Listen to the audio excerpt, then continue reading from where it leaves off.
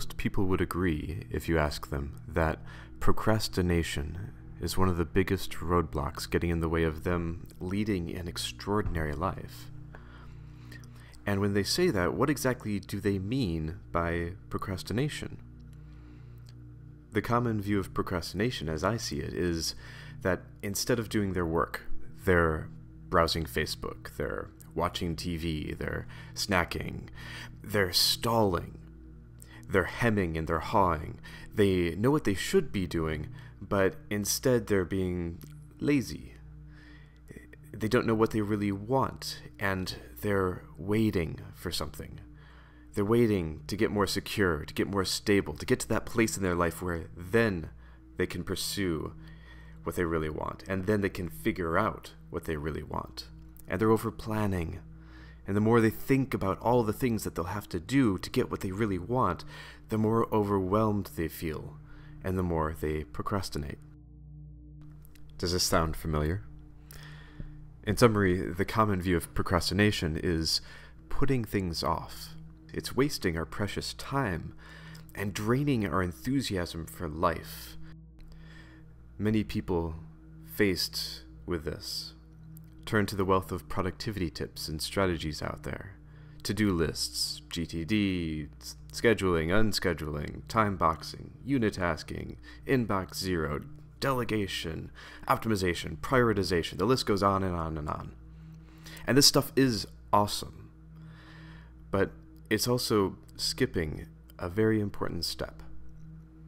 You see, focusing on productivity when you're procrastinating, it's like trying to surf before you've learned how to swim. Productivity is the art of going faster, but procrastination is what happens when you're heading in the wrong direction. The real problem behind procrastination is not the procrastination itself, but how we think about it, how we think about procrastination. When you think of procrastination as putting things off, this belief actually causes you to procrastinate more, and I call this the procrastination trap. In the procrastination trap, your focus is on the procrastination activity, it's on the shoulds and the should-nots, and it's on self-judgment. Meanwhile, you've become disconnected from the actual experience of what you're doing. You're disconnected from what you're feeling. You're disconnected from what you are needing right now. You're disconnected from what is important. And you're disconnected from yourself. Most people who use the word procrastination are using it to beat themselves up.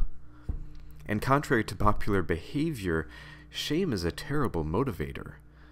It's a mechanism by which we stop, as if we've done something wrong. When we hear that we should do something, even from ourselves, we rebel against that voice. When we beat ourselves up for not doing something that we should be doing, we become even less motivated to do it. The procrastination trap is the point of view of a victim, subject to blame rather than a source of choice.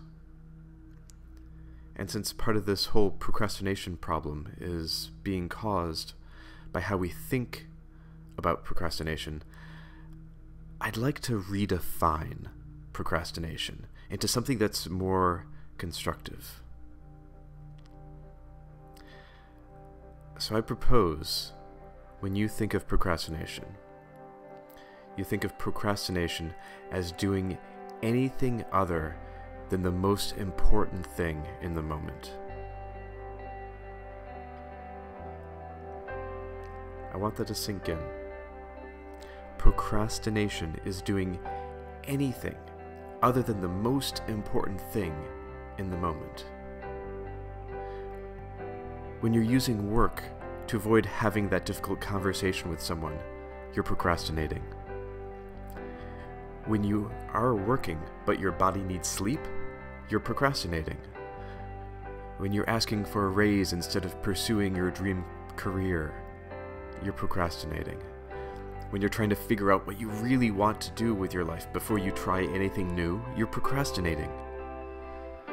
And if you are settling for anything you're procrastinating.